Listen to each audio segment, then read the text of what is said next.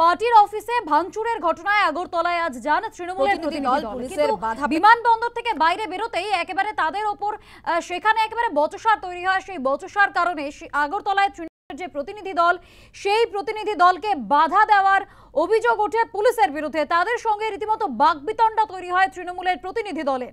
পুলিশি হেনস্থার অভিযোগ করে তৃণমূলের প্রতিনিধি দল। 3টি গাড়ি ফিরিয়ে দেওয়ার অভিযোগ করেন তারা।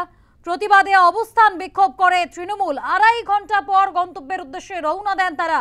গাড়ির ব্যবস্থা করে দেয় পুলিশ। পার্টির অফিসে ভাঙচুরের ঘটনায় আগরতলায় আজ তৃণমূলের প্রতিনিধি দল পৌঁছয়। আর সেখানে বিমানবন্দর থেকে বের হতেই রীতিমতো পুলিশের সঙ্গে বাকবিতণ্ডা তৈরি হয় তাদের, কারণ পুলিশ তাদেরকে বাধা দিয়েছে এমন অভিযোগ করছেন তৃণমূলের প্রতিনিধি দল। পুলিশের সঙ্গে রীতিমতো তর্কাতর্কির পরিস্থিতি তৈরি হয়। প্রতিবাদে বিমানবন্দরের সামনেই অবস্থান বিক্ষোভ করেন তৃণমূলের প্রতিনিধিরা। 3টি গাড়ি ফিরিয়ে দেওয়ার অভিযোগ ওঠে তাদের। প্রতিবাদে অবস্থান বিক্ষোভ তৃণমূলের। 2.5 ঘন্টা পর গন্তব্যের উদ্দেশ্যে রওনা।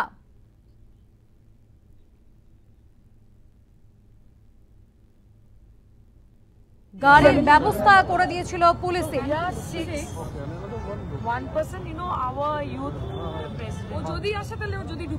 একদিকে আপনারা দেখতে পাচ্ছেন ত্রিপুরার ডিজিপি অফিস, আর অন্যদিকে পুলিশের সঙ্গে ত্রিপুরায় তৃণমূলের দফতর, সেখানে তৃণমূলের প্রতিনিধি দল। আর তার পাশে আপনারা দেখতে পাচ্ছেন তৃণমূলের ডিজিপি অফিস, সেখানেও তৃণমূলের প্রতিনিধি দল।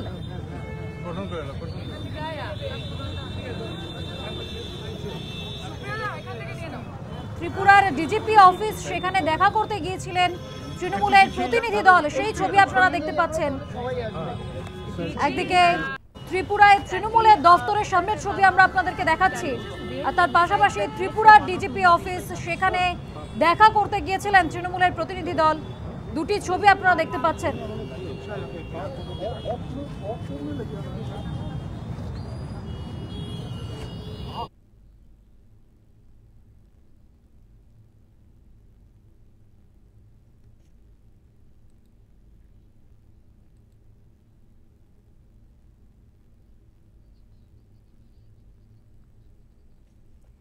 ডিজিপি অফিস থেকে বেরিয়ে কি বলেছেন তৃণমূলের প্রতিনিধিরা, শুনবো।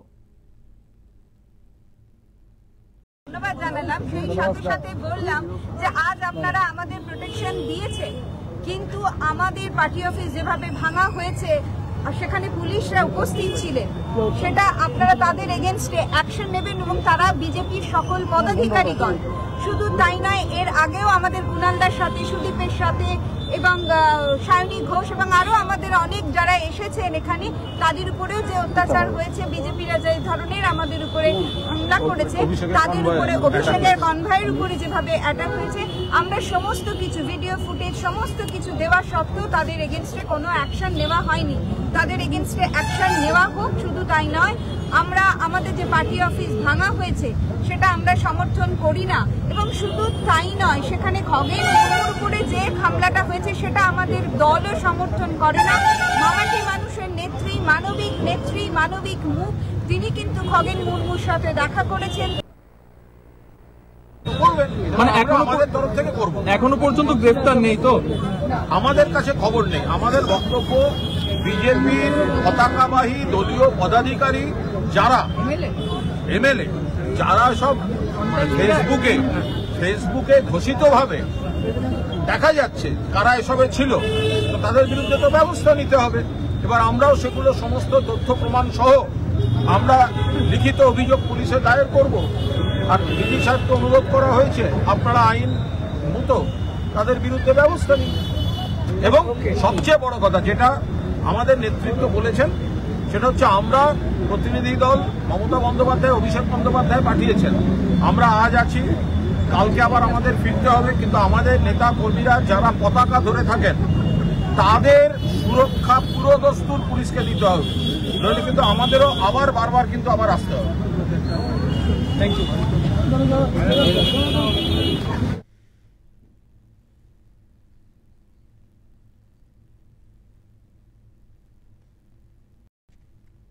যে ছবি আপনারা দেখতে পাচ্ছেন আগরতলায় তৃণমূলের প্রতিনিধি দল তারা কিন্তু ধর্নায় বসে গিয়েছিলেন। আমরা জানি বিমানবন্দরের বাইরে পুলিশের সঙ্গে রীতিমতো তর্কাতর্কি হয় তাদের, তারপরে এই ধর্নায় বসে তৃণমূলের প্রতিনিধি দল। আর এই নিয়েই মুখ্যমন্ত্রী মমতা বন্দ্যোপাধ্যায় তীব্র ক্ষোভ প্রকাশ করেন। তিনি বলেন, ত্রিপুরায় আমাদের প্রতিনিধিদের আটকেছে, আমাদের টিমকে ট্যাক্সিও দেওয়া হয়নি, এমনকি বাইকেও যেতে বাধা দেওয়া হয়েছিল, বাধ্য হয়ে আমি হেঁটে যেতে নির্দেশ দিয়েছি। কি বলেছেন আজ মুখ্যমন্ত্রী মমতা বন্দ্যোপাধ্যায় শোনাবো। त्रिपुरा में आप देखा जो चल रहा है, फिर हमारा जो मिनिस्टर, हमारा एमपी, हमारा एससी मिनिस्टर एमपी, हमारा एसटी मिनिस्टर, हमारा एमएलए, हमारा लीडर लोगों ने ओनली 5 आदमी का एक टीम भेजा तो उसको एयरपोर्ट में रोक दिया। Even paid taxi is not allowed, उसको भी बोल दिया मत जाओ। वो लोग बहुत देर इंतजार किया, उसका बाद मैं फ्लाइट में चढ़ने का पहले बता दिया कि तुम लोग पैदल में जाना शुरू करो। बाइक में भी जाने की कोशिश किया था, हमारा वहाँ का बाइक ले गया था, लेकिन वो भी अलाउ नहीं किया। तो मैंने बोला पैदल में चलो, चलो पैदल में जाना शुरू किया।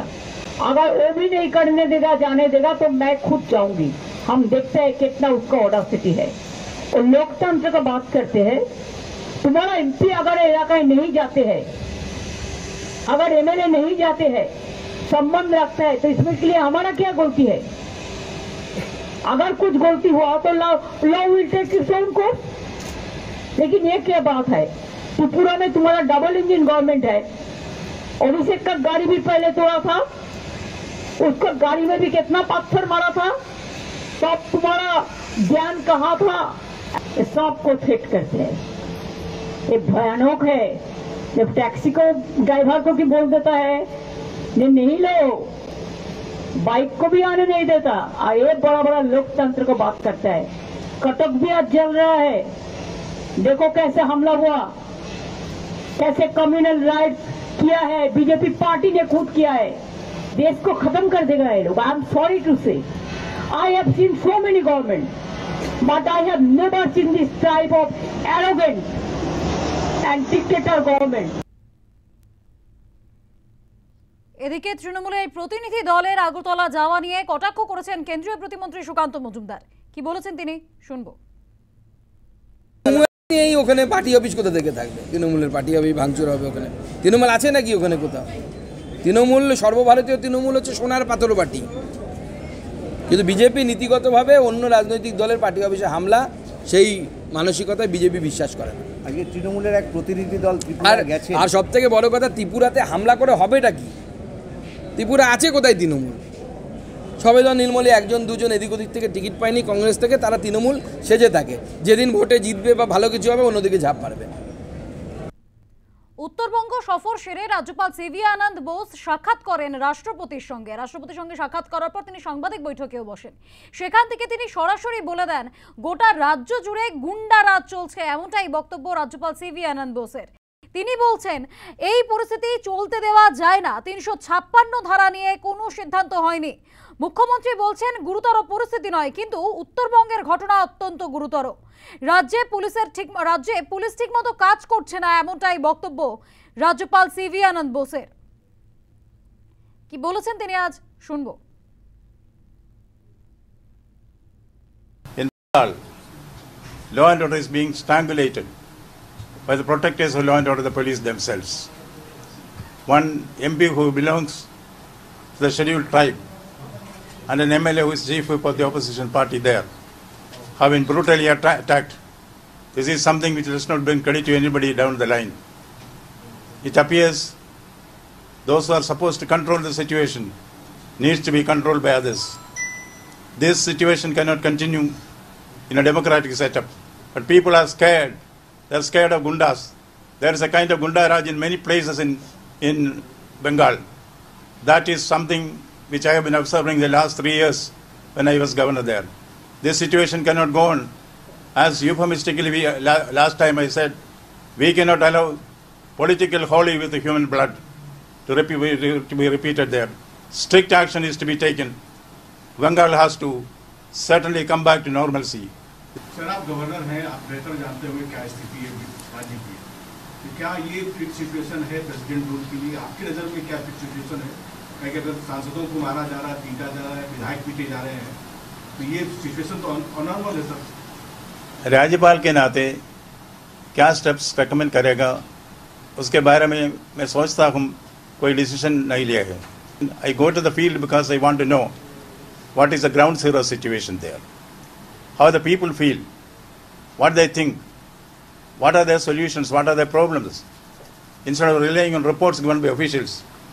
In my experience in the last 45 years as a civil servant, I have come to the conclusion that all reports will be filtered. It reflects the attitude of the officer who writes it. So I do not want to go by the reports which I receive from various sources, including government. What is happening in Bengal is not something which should have happened there. Certainly somebody has to say stops, and that time has come. The constitution is strong enough to take the appropriate decision in the appropriate manner.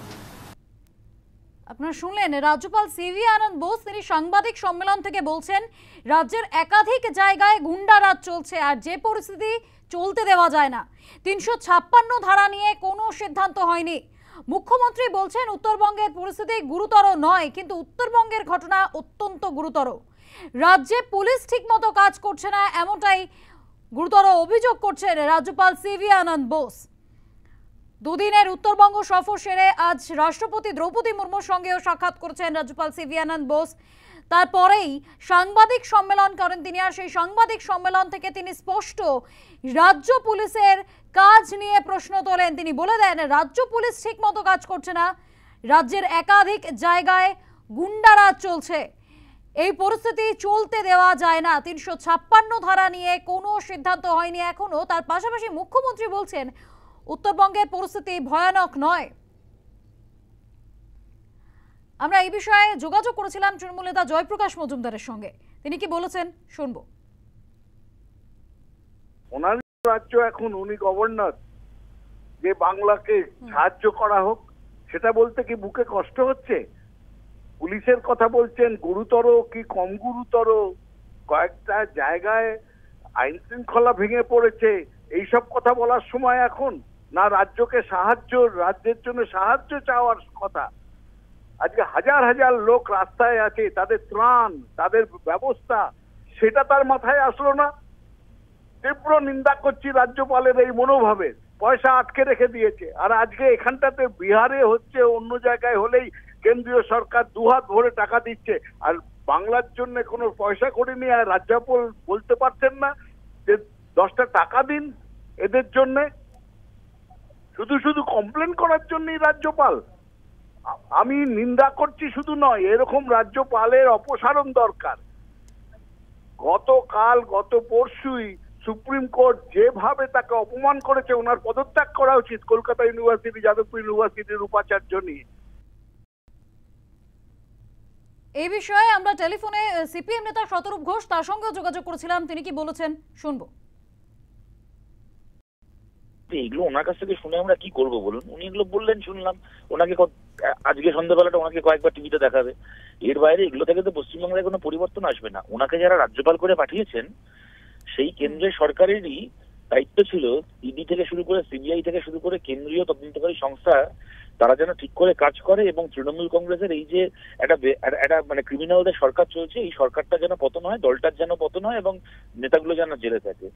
যাদের সেই কাজটা করার কথা তারা সেই কাজটা করছে না। মাঝখান থেকে এনাকে একখানা সাক্ষী গোপাল বসিয়ে রেখে দিয়েছে, ইনি মাঝে মধ্যে এই সমস্ত ভাষণ দিচ্ছেন। তো ওনার মুখ থেকে এই সমস্ত ভাষণ শুনে কার কি যাবে আসবে বলুন? পশ্চিমবাংলায় কি পাল্টাবে?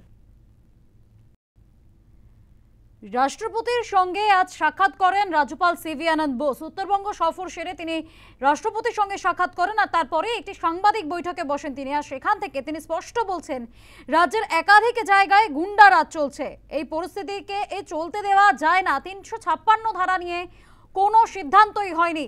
মুখ্যমন্ত্রী বলছেন পরিস্থিতি গুরুতর নয়, কিন্তু উত্তরবঙ্গের পরিস্থিতি যথেষ্ট গুরুতর। রাজ্য পুলিশ ঠিকমতো কাজ করছে না, এমনটাই অভিযোগ রাজ্যপাল সিভি আনন্দ বোসের। রাষ্ট্রপতির সঙ্গে আজ সাক্ষাৎ করেন রাজ্যপাল সিভি আনন্দ বোস আর তারপরেই রাজ্যের বিরুদ্ধে একাধিক অভিযোগ করেন তিনি বলছেন রাজ্যের একাধিক জায়গায় গুন্ডারাজ চলছে, এই পরিস্থিতি কখনোই চলতে দেওয়া যায় না। মুখ্যমন্ত্রী বলছেন উত্তরবঙ্গের পরিস্থিতি ভয়ানক নয়, কিন্তু উত্তরবঙ্গের ঘটনা অত্যন্ত গুরুতর।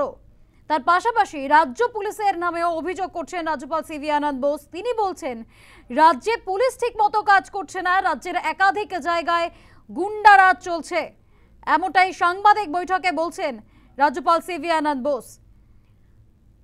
রাজ্যের একাধিক জায়গায় গুন্ডারাজ চলছে, রাজ্য পুলিশ ঠিকমতো কাজ করছে না, এমনটাই অভিযোগ রাজ্যপাল সিভি আনন্দ বোসের।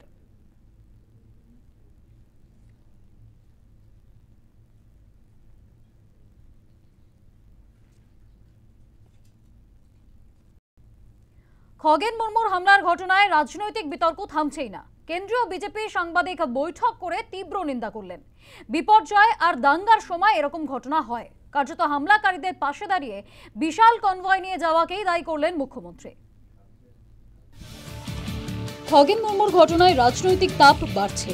দিল্লি বিজেপির পক্ষ থেকে সাংবাদিক বৈঠক করে খগেন মুর্মুর উপর হামলার তীব্র নিন্দা করা হয়। সাংবাদিক বৈঠকে শেহজাদ পুনেওয়ালা আদিবাসী নেতা খগেন মুর্মুর উপর হামলার তীব্র নিন্দা করেন। ममता बनर्जी वहां पर निर्ममता दिखाते हुए फोटो ऑप के लिए जाती हैं, 1 मिनट से कम वो वहां पे बिताती हैं और बाहर आकर वीडियो शूट करने के बाद कहती हैं कि बस कान पे थोड़ी सी चोट लगी है। ये है उनका एक्सरे, किस प्रकार से आंख उनकी just by a matter of कह सकते हैं कि लिटिल बिट ऑफ सेंटीमीटर्स या मिलीमीटर्स से उनकी आंख जाते जाते बची है। और इसीलिए मैं कहता हूं कि आज टीएमसी का मतलब बन चुका है तालिबानी मानसिकता और कल्चर। মঙ্গলবার বিজেপির আহত সাংসদ খগেন মুর্মুকে দেখতে শিলিগুড়ি হাসপাতালে গিয়েছিলেন মমতা বন্দ্যোপাধ্যায়।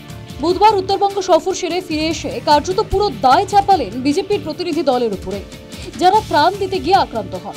হামলাকারীদের পাশে দাঁড়িয়ে মমতা বলেন দুর্যোগ এবং দাঙ্গার সময়ে এরকম হতেই পারে, বড় কনভয় নিয়ে যাওয়াকে দায়ী করেন মুখ্যমন্ত্রী।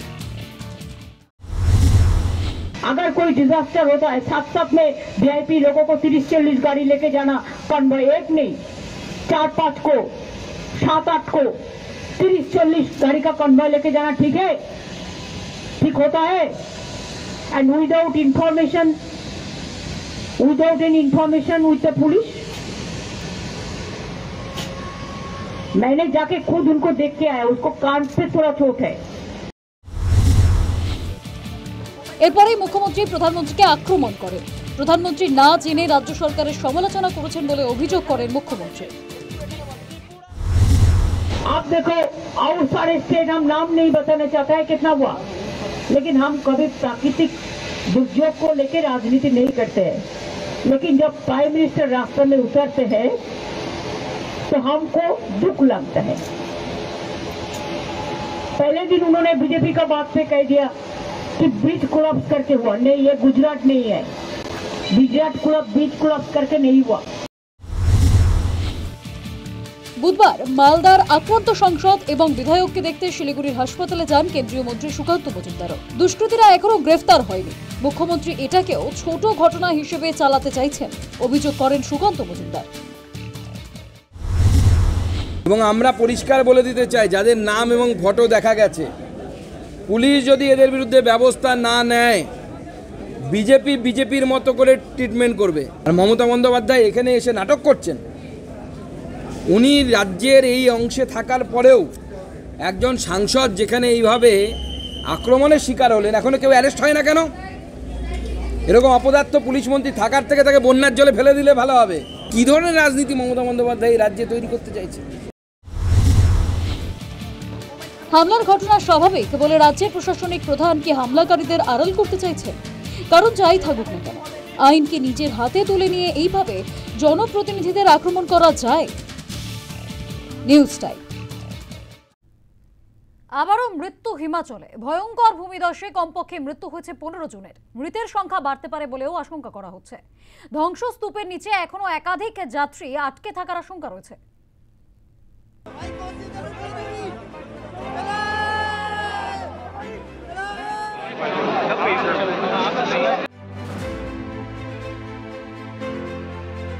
ভয়াবহ দুর্ঘটনা হিমাচল প্রদেশে। বিলাসপুর জেলায় ভয়াবহ ভূমিধসের কবলে পড়ে কমপক্ষে মৃত্যু 15 জনের। মঙ্গলবার সকালে বলু ব্রিজের কাছে এক পাহাড়ে ধস নামে বলে জানা যায়। সেই সময় ওই রাস্তা দিয়ে যাচ্ছিল একটি বেসরকারি বাস। ধসের ফলে সম্পূর্ণ চাপা পড়ে যায় বাসটি। সেই সময় বাসে প্রায় 30 জন যাত্রী ছিলেন। ফলে এখনো ধ্বংসস্তূপের নিচে একাধিক যাত্রী আটকে থাকার আশঙ্কা রয়েছে। উদ্ধার কাজে নামে এনডিআরএফ। পুলিশ প্রশাসন সূত্রে জানা গিয়েছে, এখনো পর্যন্ত 15 জনের মৃতদেহ উদ্ধার করা হয়েছে এবং 4 জনকে জীবিত উদ্ধার করা সম্ভব হয়েছে। আহতদের দ্রুত হাসপাতালেও নিয়ে যাওয়া হয়েছে। हमारी एनडीआरएफ की 2 टीम यहाँ पर पहुँचती है। जैसे इन्फॉर्मेशन मिलती है कि लगभग 6:50 पर यहाँ पर एक इंसिडेंट होता है जिसमें कुछ गाड़ी क्रॉस कर रही थी। यहाँ पर ऊपर से ये वाला आप देख रहे हैं डेब्रिज ऊपर से लैंडस्लाइडिंग होकर उस गाड़ी के ऊपर गिर जाता है। तो जैसे इन्फॉर्मेशन मिलने के बाद हमारी टीम तुरंत एकदम मूव करती है अपने फुल इक्विपमेंट और कैनाइन के साथ। यहाँ पर पहुँचने के बाद टीम फुल प्लानिंग करती है, लोकल अथॉरिटी वगैरह से डिस्कस करती है और यहाँ पर लोकल अथॉरिटी, पुलिस और यहाँ पर जो लोकल कम्युनिटीज़ वगैरह थी उसके द्वारा ऑलरेडी यहाँ पर एक जो गाड़ी में कुछ विक्टिम्स थे उनमें से 2 लाइव विक्टिम। অতিরিক্ত বৃষ্টির কারণেই এইভাবে পাহাড়ে ধস নামছে অভিমত সরকারি আধিকারিকের।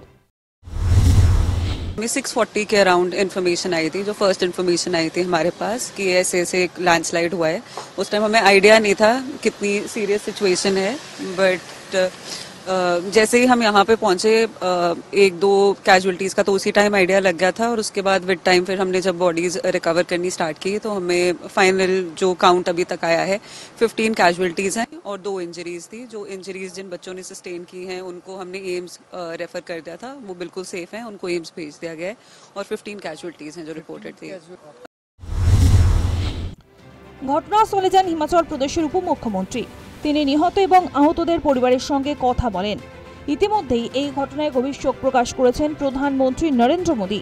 প্রধানমন্ত্রীর ত্রাণ তহবিল থেকে প্রত্যেক মৃত ব্যক্তির পরিবারের জন্য 2 লক্ষ টাকা এবং আহতদের জন্য 50,000 টাকা করে আর্থিক সাহায্যের কথা ঘোষণা করা হয়েছে। News time. দাগি অযোগ্যদের তালিকা নিয়ে অসন্তোষ প্রকাশ করল দেশের সর্বোচ্চ আদালত। সুপ্রিম কোর্ট স্পষ্ট জানিয়ে দিয়েছে এসএসসি-কে আবারও তালিকা প্রকাশ করতে হবে। পাশাপাশি এসএসসি ফল প্রকাশ নিয়ে কমিশনের দাবি নভেম্বরের প্রথম সপ্তাহেই ফল প্রকাশের চেষ্টা চলছে। তাতে অনুমতি দিয়েছে সুপ্রিম কোর্ট।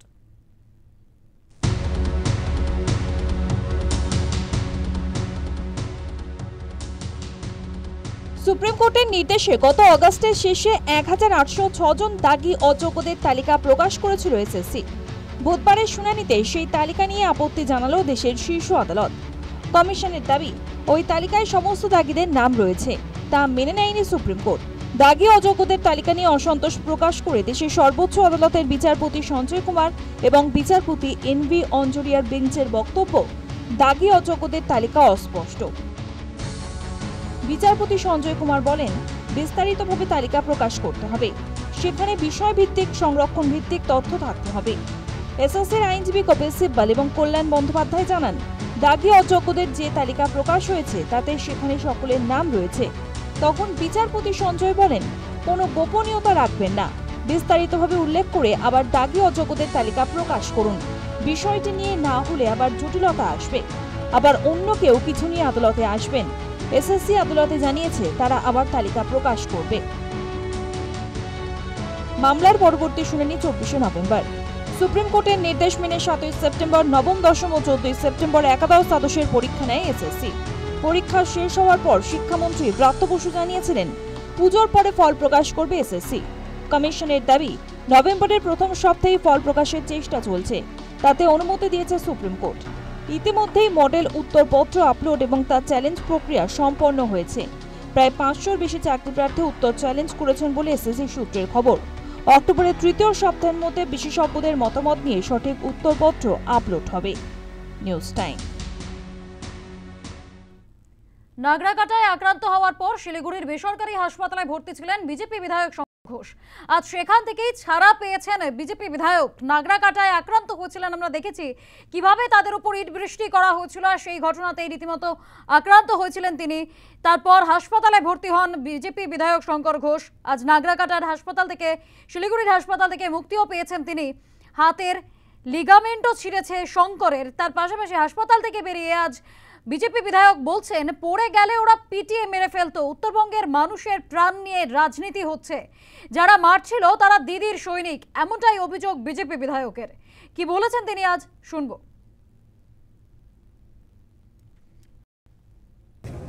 তার আগে যেভাবে আমাকে মারা হয়েছে, আমি যদি কোনোভাবে মাটিতে পড়ে যেতাম আমাকে ওখানে পিটিয়ে মেরে ফেলে দিত। রিলিফ নিয়ে কোনো বিষয় নেই। ওরা আমাকে জিজ্ঞেস করছিল আপনি কেন বলেছেন মাননীয় মুখ্যমন্ত্রী কার্নিভালে নাচ করছেন। ওনার কাছে নির্বাচন, উত্তরবঙ্গের মানুষের প্রাণ, বিভিন্ন বিষয়ের উপরে রাজনৈতিক নাটক করেন। আমাকে মেরেছে তো দিদির, ওরা বলছে আমরা দিদির সৈনিক, দিদির ভাই। আপনি কে? আপনি বিজেপি করেন, আপনি এখান থেকে যান। যখন নাম জিজ্ঞেস করছি তখন আমি বুঝলাম যে আমার উপরের আক্রোশের কারণটা কি।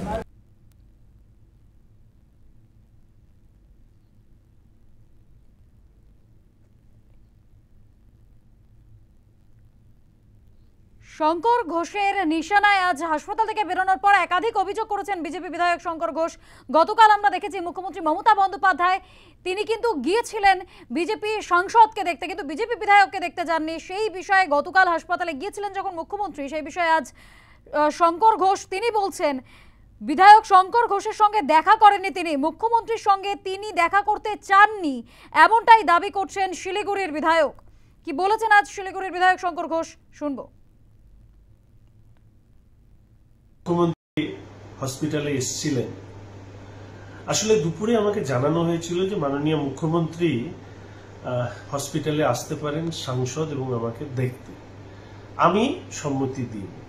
আর মাননীয় সাংসদ তিনি এতটাই গুরুতর আহত যে কথা বলার অবস্থায় নেই, ফলে সম্মতি দেওয়ারও ব্যাপার নেই। মুখ্যমন্ত্রী এটা ভালো করে জেনে আইসিইউতে গিয়ে সাংসদের সাথে দেখা করতে চান। শুনেছি 1.5 মিনিটেরও কম সময় ছিল।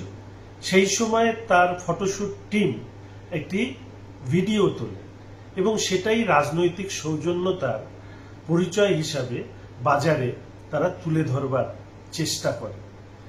অবশ্য তিনি আমার কাছে আসেননি, জানতেন যদি কিছু কঠিন কঠোর প্রশ্নের সম্মুখীন হতে পারে ওনাকে, বিধানসভায় আমি তারই সহকর্মী। এটা হচ্ছে তৃণমূল কংগ্রেসের একটা ঘৃণ্য রাজনীতির উদাহরণ।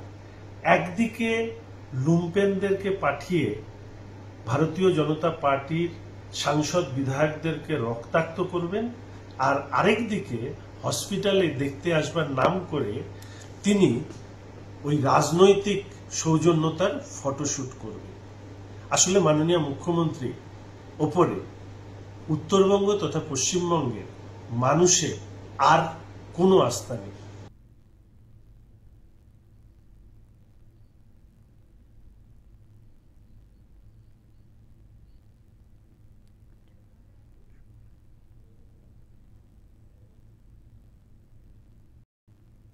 কোচবিহারে বন্য শূকরের হামলা, মঙ্গলবার বন্য শূকরের হামলায় একজনের মৃত্যু হয়েছে, বুধবারও একজনের মৃত্যু হয়েছে। এই বন্য শূকরের হামলায় ঘোষকাডাঙ্গা এলাকায় ব্যাপক আতঙ্ক, জলমগ্ন এলাকায় লোকালয়ে ঢুকছে বন্যপ্রাণী। উত্তরবঙ্গের বিপর্যয়ের মধ্যে বন্যপ্রাণী তারাও বিপর্যস্ত পরিস্থিতি, একেবারে জলের তোরে তারাও লোকালয়ে চলে আসছে। আর সেই ঘটনার প্রতিফল গিয়ে দাঁড়াচ্ছে বন্য শূকরের হামলা হচ্ছে, বিভিন্ন জায়গায় বন্যপ্রাণীর হামলা হচ্ছে। তেমনি কোচবিহারে বন্য শূকরের হামলায় মঙ্গলবার একজনের মৃত্যুর ঘটনা ঘটে, তারপর বুধবারও বন্য শূকরের হামলায় একজনের মৃত্যু হয়। ঘোষকাডাঙ্গা এলাকায় এই ঘটনায় ব্যাপক আতঙ্ক তৈরি হয়েছে। কোচবিহারে বন্য শূকরের হামলায় ঘোষকাডাঙ্গা এলাকায় ব্যাপক আতঙ্ক।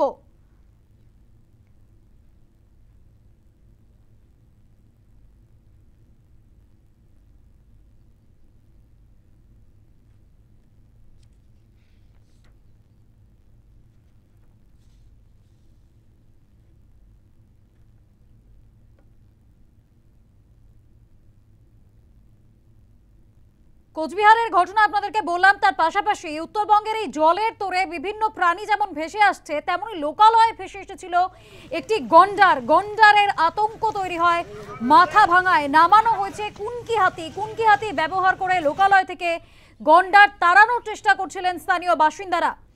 লোকালয়ে জলের তোরে ভেসে আসে একটি গন্ডারের আতঙ্ক তৈরি হয় মাথা ভাঙায়, নামানো হয় কুনকি হাতি, তাদেরকে ব্যবহার করে তাড়ানোর চেষ্টা করা হয় গন্ডারটিকে।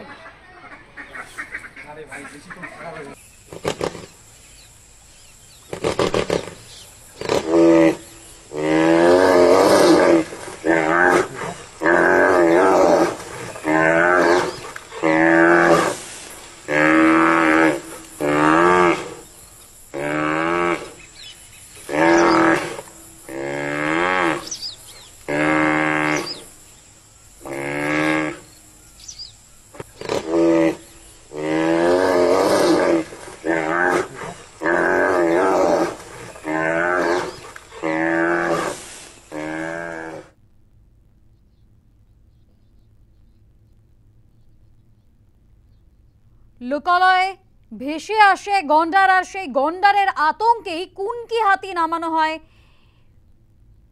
এদেরকে উদ্ধার করতেই নামানো হয় কুনকি হাতি। কোচবিহারে বন্য শুকরের ঘটনা আমরা দেখিয়েছি, বন্য শুকর চলে আসায় মৃত্যু হয়েছে দুজনের। আর তারপরে গন্ডারও ভেসে আসে। উত্তরবঙ্গের বন্যা বিপর্যয়ের মধ্যেই জলের তোড়ে ভেসে আসে লোকালয়ে গন্ডার।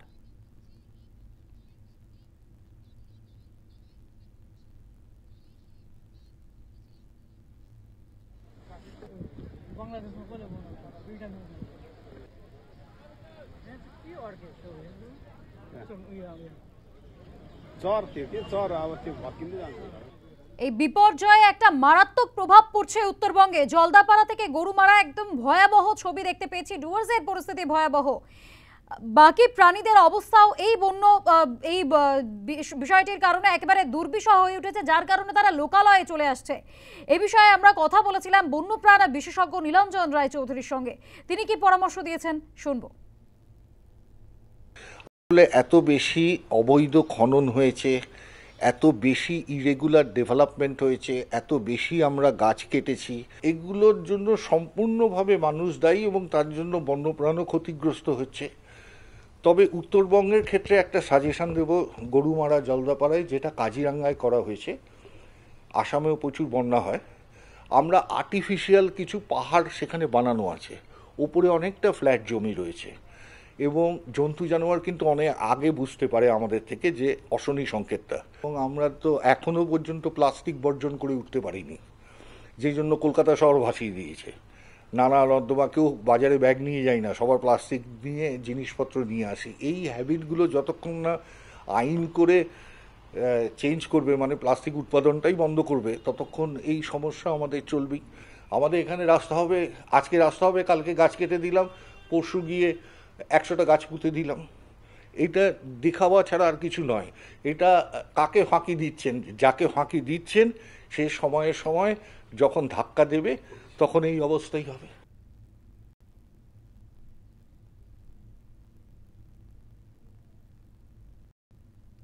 কোচবিহারে বন্য শুকরের হামলায় মৃত্যুর ঘটনা ঘটে, আর সেই স্বজনরা বাড়িতে গিয়ে একেবারে তরজা শুরু হয় তৃণমূল বিজেপির। পরিবারের পাশে থাকা নিয়ে রাজনীতি, বাড়ির দাওয়াতেই দুই নেতার তর্কাতর্কি। মাথাভাঙার বিজেপি বিধায়ক সুশীল বর্মন এবং জেলা তৃণমূল চেয়ারম্যান বীরেন্দ্রনাথ বর্মন, তাদের মধ্যে রীতিমতো তর্কাতর্কি শুরু হয়। দেখুন একবার। তুমিও বিধায়ক আছো, আমরা এখানে বিরোধী, আমরা এখানে সরকারে নাই। আরে সরকার একটা আছে, কেন বলেন? আরে তোর এই সরকারের কথা বলছিলাম, তোর কেন্দ্র সরকার আছে, তাদের কোনো সাহায্য করার কোনো স্কোপ আছে কিনা? এগুলো সব বুঝে মানুষ। অনেক সিনিয়র মানুষ, আমি তোকে আমি আশা করি না এই প্রশ্ন ঠিক আছে দাদা। নমস্কার। না না, বস না, তুই কেন বসবো?